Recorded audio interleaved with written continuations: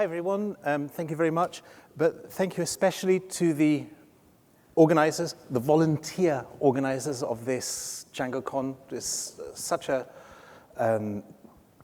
good feeling to be here and to be in this environment. So really, thank you very much. I know how much work they've done, so thank you. So, organizers.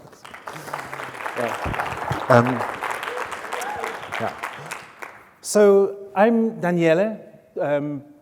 I'm a director of engineering at Canonical. That's me. That's what I look like on television. And if you can read it, there's some of my life story. But what I will do is give you a QR code so you can just find a page with all that stuff on my website, so you don't need it. And I work at Canonical. By the way, I'm hiring for all kinds of roles, but especially in roles related to things like documentation and developer relations and community. Please come and talk to me about that. I've been involved in Python and Django communities for pretty much all the time that I've been in software. I was a Django core developer when that was a thing.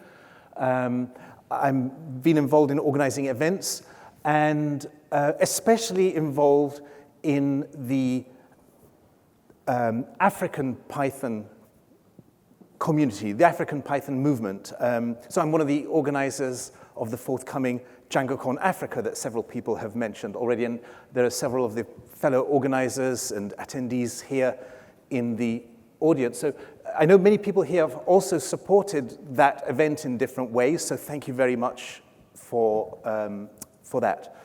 That's going to be in November. Come and talk to us if there's anything you'd like to know about DjangCon Africa, because we'll have plenty to say about that. I don't think you need to know anything else about me right now, so let's get on with this. So you've probably seen this. The install worked successfully. Congratulations. So what's it telling us? Well, okay, it's telling us that we've successfully launched Django, but it also tells us that in the world of Django, success is like a successful rocket launch. And somebody, I don't know who it was, imagined this for some reason. Even if it was a bit of whimsy, it was a choice that they made. And in this vision, success means to leave the Earth behind. I don't know why. Maybe they're explorers going to explore another planet, or maybe they're escaping a dying planet, or maybe they are billionaire space tourists who've got a bit frightened of going on holidays in collapsible submarines for a while, and they're wanting to do something else. But why a rocket? You know, maybe Django is more like a clockwork or an orchestra or a city. There are other things that work successfully, not just rockets. But the thing is that somebody thought of this, and I think thousands or hundreds of thousands of people have seen this and I guess accepted it, and probably some of them think about Django in a certain way because of this imagination. And this particular image doesn't maybe matter too much, but I'm interested in what the imagination does to us and for us. So dinosaurs lived until about 66 million years ago. But they're alive now in our imaginations. And it's in the imagination that dinosaurs belong to us. And I acquired my dinosaurs when I read that book as a small child. I liked Brontosaurus the best because it seemed very peaceable. And it was quite a striking book for a small child to read. You know, I don't know if you could read it. It says, in the beginning, nothing lived on the land or in the sea. And it's like, you know, the Bible, that in the beginning, the earth was formless and empty, and darkness was over the surface of the deep. And you look at that picture, if you can see it, it's with the bleak cliffs and the lightning, it's lashed by the sea, there's fire in the sky. And the whole dinosaurs are quite a confrontation with ideas for a small child. A child is being invited to consider something that was a time long before them or anything they know existed, and which is now gone. And the dinosaurs, however awesome, in every true sense of that word, they are also gone. So it's also an intimation of the end of things, that things that seem like they might have lasted forever will come to an end, that their own time will come to an end. Our own civilization, our own species might come to an end. So it's like eschatology for small children. And I still now remember the kind of feelings that were provoked in me by encountering that. And the pictures and visions are very vivid to me still. They were formative. They helped form the world that I'm in. And it means that, oh, by the way, I live in Wales, in the UK. We're very proud of this Dracoraptor hanigani. It's a Welsh dinosaur. I think it might be our only Welsh dinosaur. But it's feathered. And that bothers me because in my imagination of the dinosaurs, they are not feathered, because I'm old enough that I grew up before dinosaurs had feathers, if you understand what I mean. So I'm not really keen on dinosaurs having feathers. I know it's not reasonable, but the imagination is not always reasonable. So dinosaurs forcefully occupy quite a space in our imagination, conceptually, because of all the things I mentioned, how big they were, how long ago it was, the fact that they're all gone, because they're such powerful ideas, but also visually because of the paleo art that depicts them. And paleo art is this fascinating encounter between art and science. So dinosaurs, they are creatures of the imagination, and they're delivered to us by paleo artists. And there's this cycle of scientific and visual imagination that feed into each other. And artists and scientists respond to each other in discovery and creation. And paleo art moves with the scientific times. So in the early days, lizards were the inspiration. This is 1838. You can see Iguanodon down there on the bank of the river with an incorrect horn. And then this is Samuel Goodrich's Iguanodon, which is now this big lumbering beast and still with the incorrect horn. But later reconstructions put Iguanodon on two legs with its heavy tail as a support, and that became the classic image of Iguanodon for a century nearly. And it's acquired its famous thumb spike. It's moved from its nose to its thumb. But now, in the 21st century, Iguanodon is agile and alert. It's nimble, it's versatile, it's a creature that can shift from 2 legs to 4 at will, and it's looking down on us. We are the ones who are being judged and considered. And the shift of Iguanodon is not just about new scientific understanding. It's also about a shift in how we see our own place in the universe and our place relative to other things. So paleo art moves with the cultural times as well as with the scientific times. So this is a pretty reasonable way to see things, that the visual imagination is moved forwards and onwards by the scientific knowledge, and then that both of them help to inform the cultural understanding. So that's really reasonable and completely wrong, because the reality is more like this, that one feeds into the other, and the work of the imagination informs and influences everything that's tangled up together, because the imagination is never passive and it's never neutral. So in the 18th and 19th centuries, our idea of when the world started grew more and more distant, from a matter of thousands of years to many thousands of years to many millions of years. So this wide and frightening gulf opened up. And naturally, the imagination stepped in to fill it, and it filled it with as you can see, often with fantastical violence. You know, this is animal, geological violence. The earth itself is exploding. There's always fire in the sky in these, well, not always, but there's often fire in the sky in these images. It's an ancient world full of terrifying chaos and savagery. And the implication is that this is a primordial world. It's before the laws of man, even before the laws of God. And you'll often find biblical titles on these depictions, on these images. This is from the 19th century. This is a classic image, and it's two giants of the ocean battling it out with each other.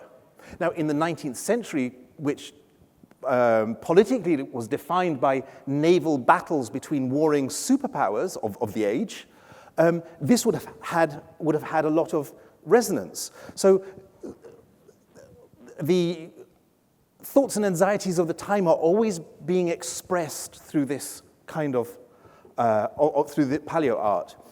And sometimes what's imagined is contrary to the culture of the time. So this is Soviet-era paleo art. And in it, there's a tendency to the narrative, to the impressionistic, the folkloric, even the individualistic.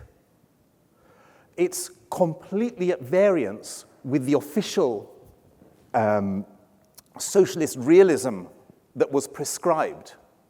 But because this was art by scientists, it was allowed liberties that other artists weren't allowed to have. I love this. It looks like a scene from a Western or something like that. You know, no artist outside this field would have been able to get away with that kind of thing back then, 1953.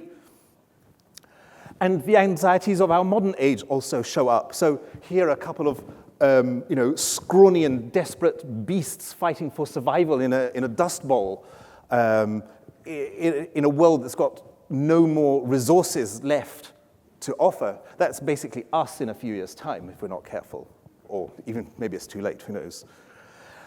And it's not just about dinosaurs. So this is in the American Museum of Natural History in New York, and it's supposedly depicting Neanderthals, who are to be understood as a kind of pre-human race, a primitive, inferior, failed race. And it depicts them deliberately and explicitly using exaggerated racial features. So they're depictions of indigenous peoples, present-day human beings, as stand-ins for pre-humans on the basis of their race.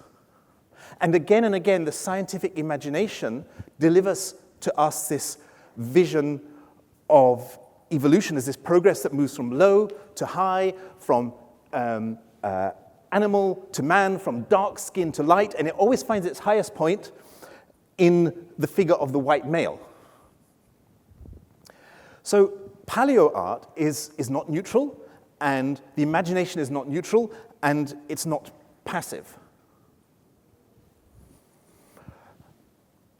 And we have to imagine not just the past, but our future as well.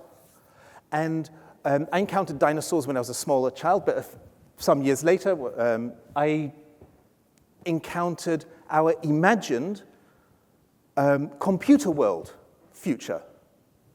Here's a record about it. I don't know if anybody knows this. Kraftwerk's 1981 album, Computer World. I love the cover because they got it right. How, in the future, are we going to see things on a computer screen? And the songs on this record, they're in a discourse on this imagined future world. By the way, I'm an old man now, but how many people know this record, are familiar with it? Okay, well, I mean, good company. We old men should stick together. And it's this notion that we were about to enter a new world, a computer world. And it was a really strong notion. And computer world can mean quite different things. It could be referring to the logical world that exists within computers, or our world as it's going to be defined by computers, or how we represent our world in computers, or computers in our world. These are all four different things that we deal with. And in different ways, the songs on this record are meditations on those themes, and they wonder what this world is going to mean for us. And some of that wondering is optimistic, and some of it is not. A couple of the songs on here, there's Pocket Calculator, and It's More Fun to Compute, express a kind of delight in the idea, a delight in technology that I think many programmers share. And at the time, we're talking about the early 1980s, there was also a strong visual imagination of this future computer world. So there's a real challenge for the visual imagination to depict what happens inside that logical world of the computer. So it's often depicted as a kind of landscape or three-dimensional space, or some kind of formalized arrangement. Well, it's space. I don't have another word for it. And when I'm thinking, for example, thinking my way through a program, through code, I represent it to myself often in those kinds of visual terms. And I don't actually know, I've got no way of knowing whether I do that because of this imagination, or that's how it was going to be anyway, and that's what that happens to depict. I don't know which way the influence went. And, oh, it's funny. Oh, it's taking a while to load. There we are. Sometimes the attempt to depict the logical world inside computers reaches for geometric or mathematical patterns. These are from the US magazine Byte. And here's the world in computers. You can see the world again, the outside world represented on a computer screen that's inside. So it's inside the computer, but it's also outside. Or on the right-hand side, the idea that we are in a world somehow defined by or made by computers. Some of my favorite examples are of computers in the world. There's the computer in front of the church organ, and it's not completely clear to me whether the computer is the instrument or playing the instrument. I'm not sure. Maybe it's deliberately ambiguous. Or what we will do with computers, I don't know if you can read that. Clearly it says the Holographic Museum of Ancient Technology. And he's holding I think it's a basic manual or something in his hand. It's Captain Kirk. Here's a really powerful statement. This is from 1983. It's a world again, a world represented on a computer screen, and the screen is a window into an inner imaginary world, and at the same time, it's a window to the open world outside. But look at the title. It's The Joy of Computers, and it's not about finding amusement. It's about obtaining joy, happiness. There is joy in computers and computing. And that was one of the promises of the computer world that I found really thrilling all those years, decades ago. And it was that thrill was sealed by this imagination. Now, not all the imagination is very charming. And there's bad paleo art, and there's also bad art of this kind, technically, imaginatively, scientifically, artistically, and even morally bad. It's trite and lazy and devoid of understanding and so on. And the thing is, it's easy to look at that and think, oh yeah, this is sexism in the 1980s, but that is not the point. Because the point is that somebody made those choices, and it was an act of the imagination, and it's not neutral, and it's not passive. And it is informed, and it informs, in the sense that it molds, it presses a shape into us. Somehow that got onto shelves in bookshops. But But we are doing things right now, and in 40 years' time, people will be looking back, or we will be looking back and thinking, how is it possible that we failed to notice what was right in front of us?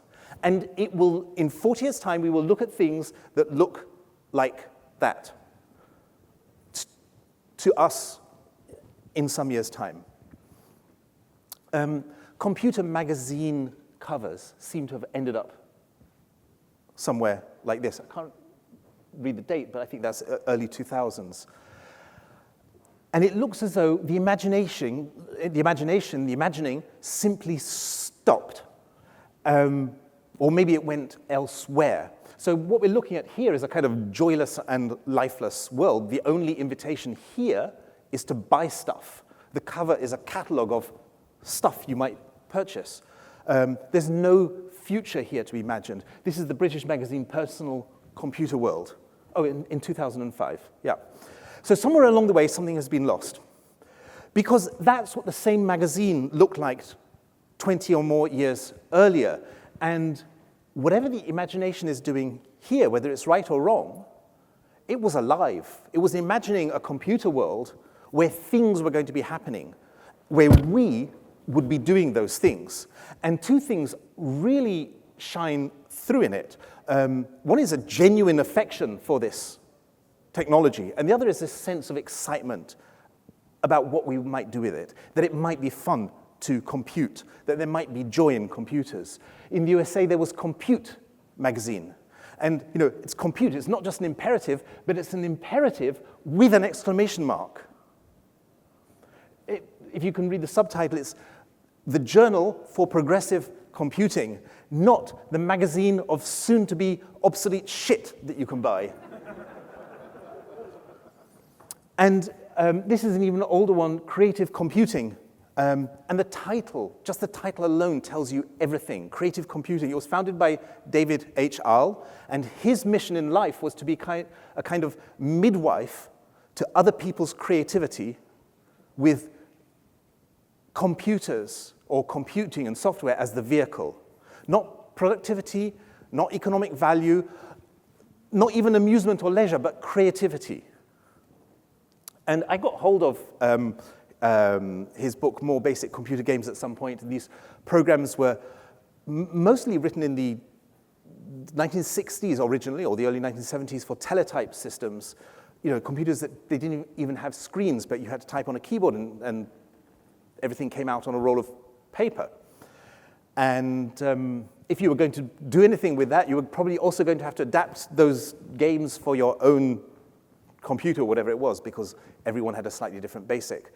And when I got hold of this book, what I got from it was a sense of humanism in computing, that technology was and could be and should be for humans, and that it offered something that no other activity that I'd ever even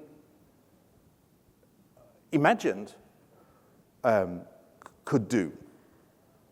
I didn't really have the vocabulary of humanism, and I barely understood the concepts, but there was something there that affected me, and it felt like something of a promise in computing. More of those books, apparently, were sold than there were computers in the world to use them with. Apparently, Basic Computer Games was the first computer book to sell more than 1 million copies. And I love the cartoon illustrations by George Becker. So there's a kind of Escher, MC Escher style example on the right-hand side of reflection and recursion. And there was this visual imagination at work in there, in these line drawings, and it was depicting a conceptual world. And I think they stand, these illustrations, as good examples of the visual imagination, not just trying to capture something, but trying to push something onto us. Because they're not neutral, because they're not passive. They had an agenda. And they were formative images for me. you can't read that, but I laughed when I saw it when I was doing the research for this talk, because it's a short basic program to simulate having an argument with your father about whether you're allowed to go out. So I can't actually remember what my teenaged self thought about this at the time, but it wasn't really anything that needed to be simulated, I'm afraid. So, and many of these games, they had, you would type something in and you'd get something back, you'd type something in and get something back. So they had a very narrative form. It gave you a very narrative relationship with software. I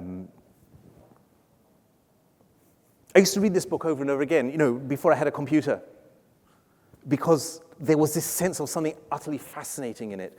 And the one that above all that caught my imagination was ELIZA.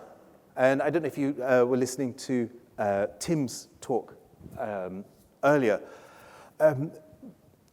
In case you don't know about ELIZA, it was created in the mid-1960s by Joseph Weizenbaum, and an actual artificial intelligence pioneer at MIT. And it was what we'd call now a chatbot or something that took the role of a psychoanalyst. And he created it as part of his argument against the idea that computer symbol processing could amount to a genuine intelligence. He wanted to show how clever, but ultimately quite simple pattern matching and some clever computation could give a startling appearance of an intelligence at work. And it's an illusion that we fall for really easily. And I was completely fascinated by ELIZA, the idea that I could have a conversation with I might have a conversation with a computer at the same time as being shown the trick behind the magic. And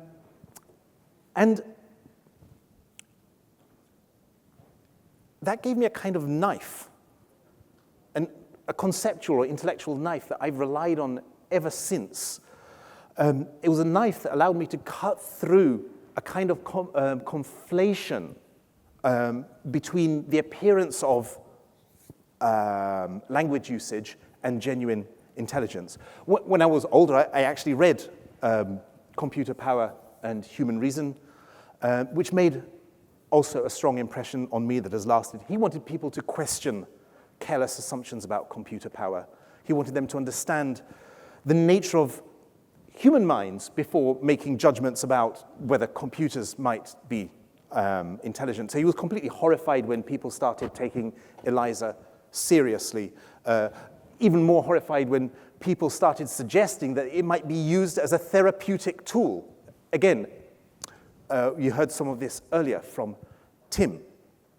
So we're 50 years on from then, and Weizenbaum is dead, but the same claims and ideas are now being made for things like ChatGPT and other large language models. And it's really remarkable how much credulity and how little skepticism and little critical thinking is coming out of our own industry. And we are the ones who are able to peer inside that black box. We are the ones who ought to be understanding what's really going on in there. So I think we need two things. I think we need to sharpen our intellectual knives to help us cut through these conflations and to trim away this flabby thinking. And I think we need to pay attention to what the imagination is doing. Because whatever it does, it will continue to do, and we are not good at noticing that it's doing it. We are very bad at noticing how the imagination, our imagination, informs and directs our thinking. So, I want to leave you with some thoughts that, that if you want to understand what we are really doing now, and you want to see what we're doing and where we're going to go with it, which maybe is more important, we have to pay critical attention to the imagination, which is something that we just don't know how to do. to pay attention to what our imagination is doing, because its operation is hidden from us. This is why we look back at things of 40 years ago and think, that's horrible. But we can't see it now because it's the imagination at work, and we can never, it's very hard to see that. And what we imagine and how we express what we imagine is never neutral or passive. It's always filled with intention and meaning. And it's part of action, because all this thinking doesn't just stay as thinking, it ends up in action and the things that we do. And we can't see the prejudices in our own imagination, we can only see those in others or in other times. But, if right now I think that, okay, well, unlike those people back then, I've got it right, then once again, I'm the white man at the pinnacle of intellectual evolution this time. And that's a trap we're going to fall into again and again.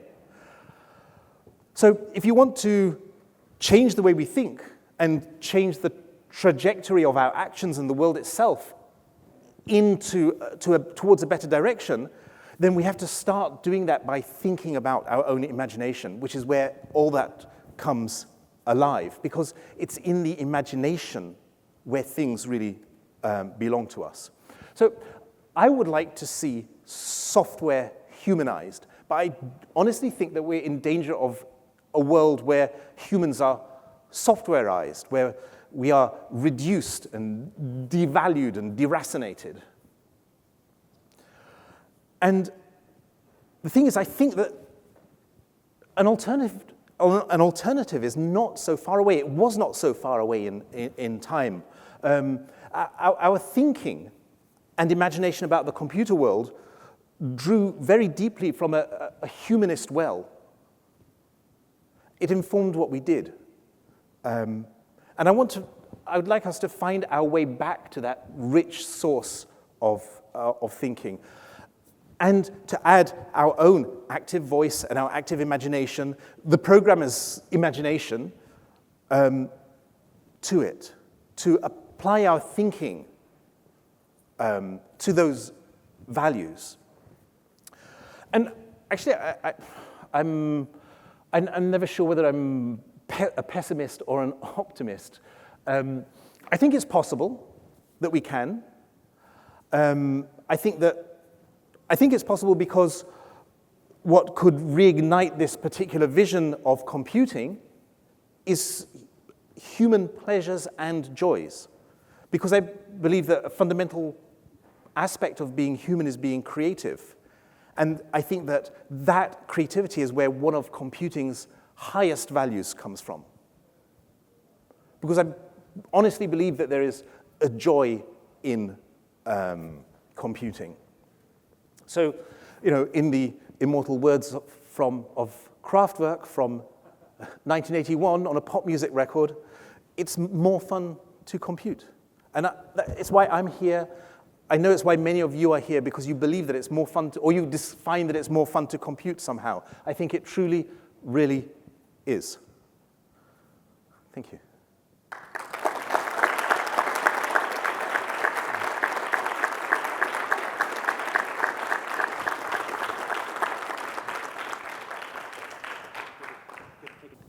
Excellent talk. Any suggestions for what we would do with the Django success page? Oh, I don't know. Who likes, I'm not asking this because I judge it one way or another, but who likes the rocket or would like to think, has imagined something else? I mean, I quite like rockets, Who doesn't like rockets? Although, Elon Musk has spoiled them like he's spoiled everything, so.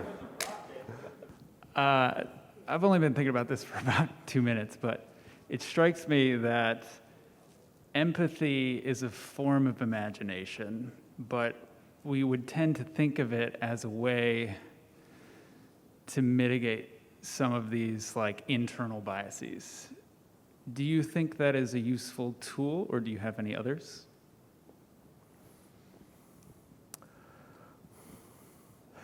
I think it's a step along the way, because just imagining somebody else's position isn't enough. I need to care as well. Because you might care, but fail to have the imagination, which means that you'd act in the wrong way if you can't imagine yourself into somebody else's position well enough. So I think it's necessary but not sufficient. I think we have to get things actually right about other people's conditions. So, we need a systematic understanding of other people's conditions. For example, if you're going to understand why is it difficult for women to enter this industry, just to think of one example. I don't think, for example, merely eliminating unconscious biases will be enough. I think there are systematic conditions in the economy and social structures that are also at work. So we have to do real work to understand that. And I'm not saying the imagination is not important there, but definitely not enough. Yeah, last questions over here. Thank you. Excellent talk. You definitely took me down a time warp of when I was younger too, in the imagination of seeing and that hope of like, where do you think we're going? And I wanted to give you a chance to use the optimistic side of where do you hope we're going?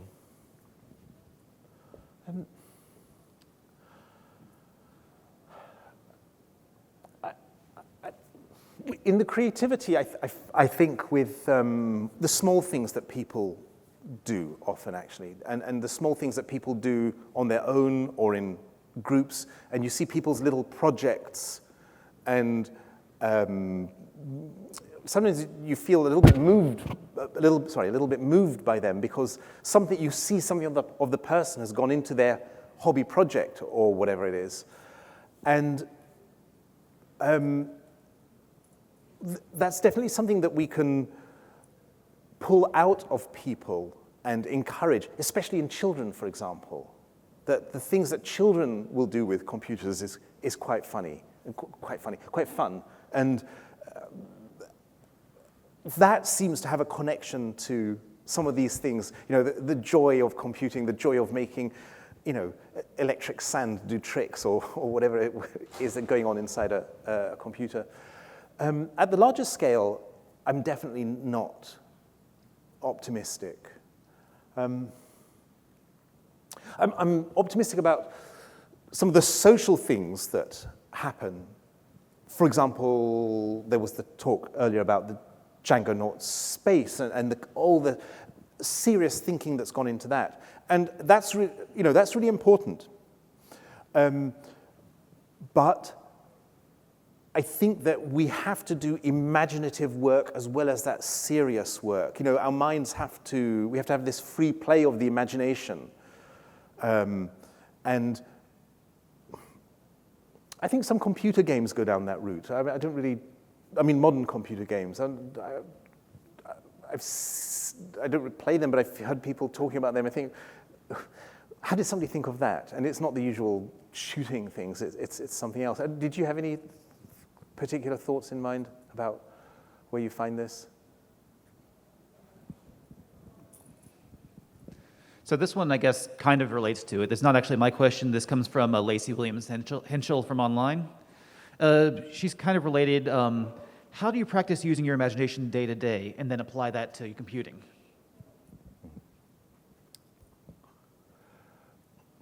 Hello, Lacey. I think by not working, probably, sometimes, by allowing all the gears and wheels of the imagination to turn and to spin against each other and for these faculties to play against each other, for a bit of knowledge to connect up with an emotion or an idea, and something comes out. And that's very easy to say, but if somebody's being ground down by their work, then it's quite difficult for them to find it. If they're being ground down by their work on a computer, it's even less likely that when they're interacting with a computer that they will encounter this. In fact, I think what coincided with the kind of diminution of the imagination was when computers started appearing in schools as office tools. And all of a sudden, instead of being allowed into the computer room to type in short programs in BASIC on an Apple or whatever it was, they were being made to do really boring lessons, learning how to write fake letters on Microsoft Word or pretend to do PowerPoint presentations. And I think that sucked a lot of joy out of computing for people. So maybe they should take computers out of schools. We got time for one more quick question.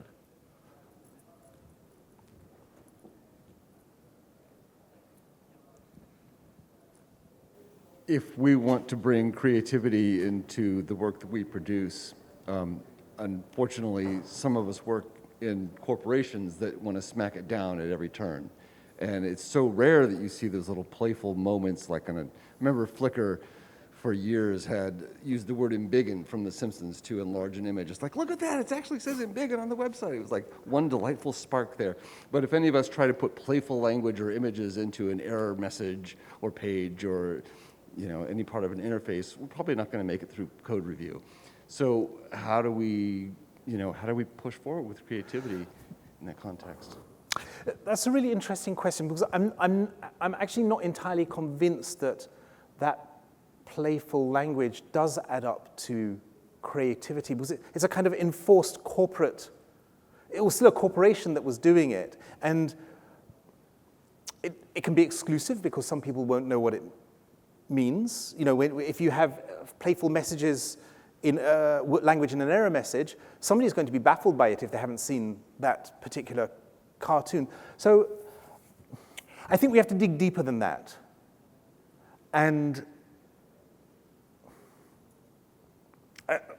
But going to your question, where can we find this if the corporate machine is squashing everything flat? Well, I mean, maybe in those cases we should not be looking for joy, but we should be looking for rage. Maybe we should be getting really angry about these things and trying to overturn some of them, whether from the inside or the outside. Because if it is squashing us, then if that's really what we think, then probably we should fight back in order that we will find a place for the imagination and the playfulness. So it might be that there's work to be done before we can get to the playfulness. Maybe we need to do some serious work as well. I'm not very optimistic always. See? So, yeah. Maybe we should have a programming year of rage against the way things are, the rage against the machine or something like that. Am I allowed to? I probably shouldn't advocate these things on stage, but yeah. Anyway. Yes, we had a talk on rage, didn't we? I understand that. Are we out of time now? Yep, we're out of time. Thank you so much. Thank you very much, everybody.